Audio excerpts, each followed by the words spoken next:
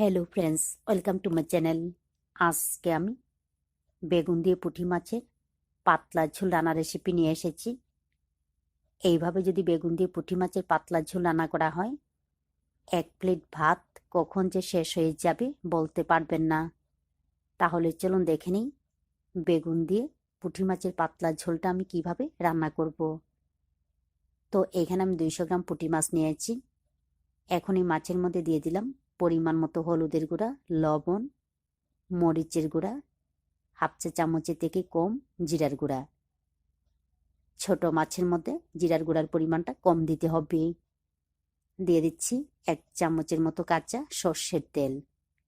তবে লাল মরিচের গুঁড়াটা পছন্দ না করলে কাঁচা লঙ্কা বাটাও কিন্তু ব্যবহার করতে পারেন। তো মশলা দিয়ে মাছগুলিকে মিশিয়ে নেওয়ার পর একটা সাইডে রেখে দেব। এরপর আমার লাগবে বেগুন। এইখানে আমি লম্বা দেখে 2টা বেগুন 1 ইঞ্চি লম্বা করে কেটে জলের মধ্যে ভিজিয়ে রেখেছি। তো এইগুলিকে আমি ভালোভাবে ধুয়ে নেব। এরপর গ্যাস অন করে কড়াই গরম করে নেওয়ার পর এর মধ্যে দিয়ে দিলাম সর্ষের তেল। তেল গরম হয়ে গেলে এর মধ্যে দিয়ে দিচ্ছি বেগুন। তারপর এর মধ্যে হলুদ লবণ দিয়ে বেগুনগুলিকে ভেজে নিতে হবে।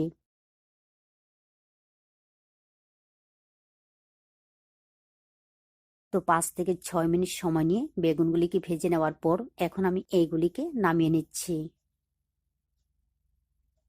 আবারও কড়াইতে দিয়ে দেব সর্ষের তেল। তেল ভালোভাবে গরম হয়ে গেলে ফোড়নের মধ্যে দিয়ে দেব কালো জিরা ফোড়ন। একই সঙ্গে দিয়ে দিলাম মাঝখান দিয়ে কেটে নেওয়া 4-5টা কাঁচা লঙ্কা। ঝাল বুঝে লঙ্কাটা ব্যবহার করবেন।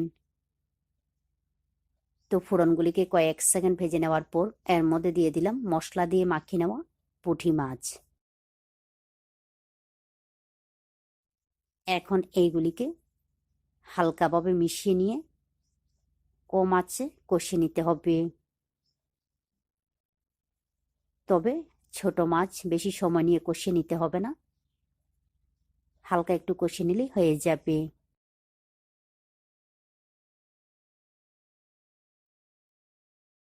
তো 5 থেকে 6 মিনিট কষিয়ে নেওয়ার পর দেখুন মশলার সঙ্গে মাছগুলিও কিন্তু ভাজা ভাজা হয়ে গেছে।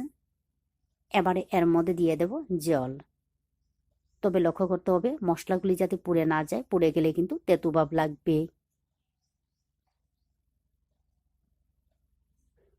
জলের পরিমাণটা আপনাদের পছন্দ মতো ব্যবহার করতে পারেন।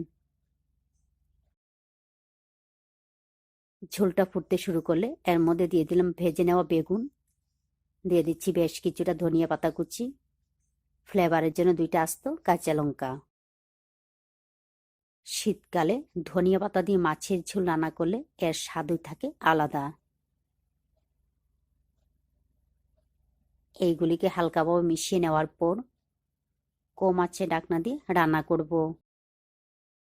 প্রায় 10 থেকে 12 মিনিট কম আঁচে ঢাকনা দিয়ে রান্না করে নেওয়ার পর গ্যাসটা বন্ধ করে কিছুক্ষণ রেস্টে রাখার পর দেখুন খুব সুন্দর হয়েছে। এইভাবে শীতকালে ধনিয়া পাতা দিয়ে মাছের ঝোল রান্না করে খেয়ে দেখবেন ভালো লাগে।